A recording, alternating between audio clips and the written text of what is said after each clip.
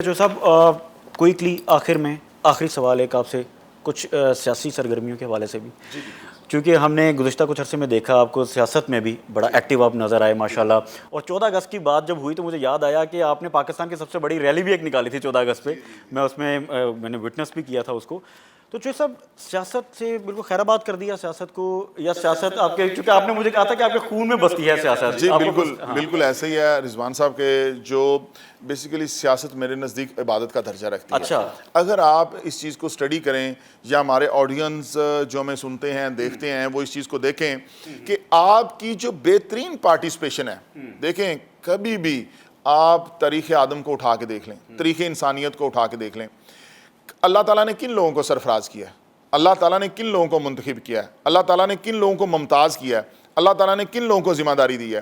کبھی ان لوگوں کو ذمہ داری نہیں دی ہے جنہوں نے گوشہ نشینی میں ہو کے ساری رات اللہ کی باتوں میں گزاری ہے.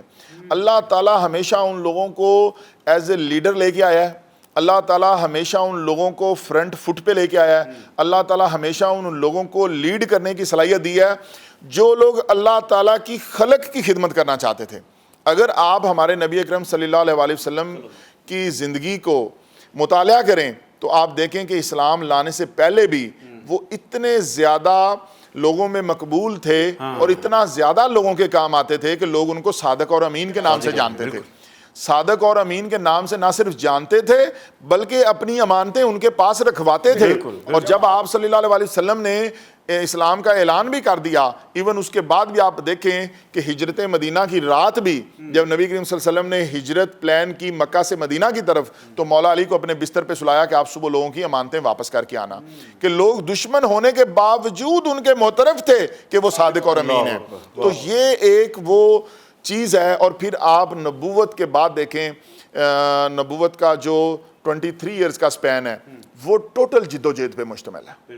آپ پوری زندگی کا اگر مطالعہ کریں آپ کو نبی اکرم صلی اللہ علیہ وسلم کی زندگی صرف عبادات پہ مشتمل نظر نہیں آئے گی.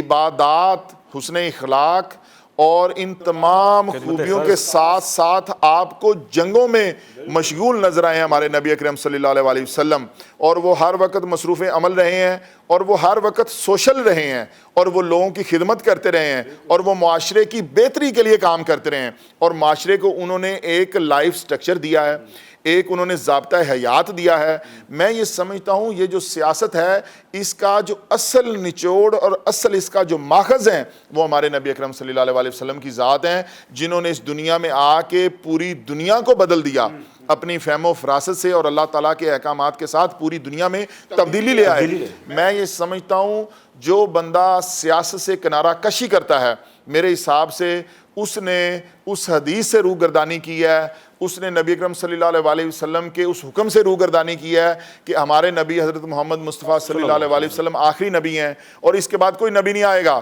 اور اب ہمارے ہر امتی پر، نبی اکرم صلی اللہ علیہ وسلم کے ہر امتی پر فرض ہے کہ وہ جو کام ہے کہ لوگوں کو آپ برے کاموں سے روکو اور اچھائی کی طرف ترغیب دو. یہ کیا ہے؟ دیکھیں سیاست میں آپ یہی کرتے ہیں، آپ اچھائی کی ترغیب دیتے ہیں، آپ تبلیغ کرتے ہیں، آپ بری چیز سے روکتے ہیں، آپ ظالم کا ہاتھ روکتے ہیں، آپ مظلوم کا ساتھ دیتے ہیں، آپ ناانصافی کو سیاست کے تھرو ختم کر سکتے ہیں، آپ یہ جو معاشی ناانصافی ہے اس کو سیاست کے تھرو ختم کر سکتے ہیں. تو میرا یہ صرف ذاتی طور پہ نہ صرف میرا یہ روحانی طور پہ بھی، میرا یہ مذہبی طور پہ بھی، میرا اسلامی طور پہ بھی، میرا خونی طور پہ بھی، میرا نسلی طور پہ بھی سیاست کے ساتھ ایک بڑا مضبوط رشتہ ہے. اور سیاست میرے لیے عبادت کی طرح ہے. دیکھیں سیاست کے کئی پہلو ہوتے ہیں.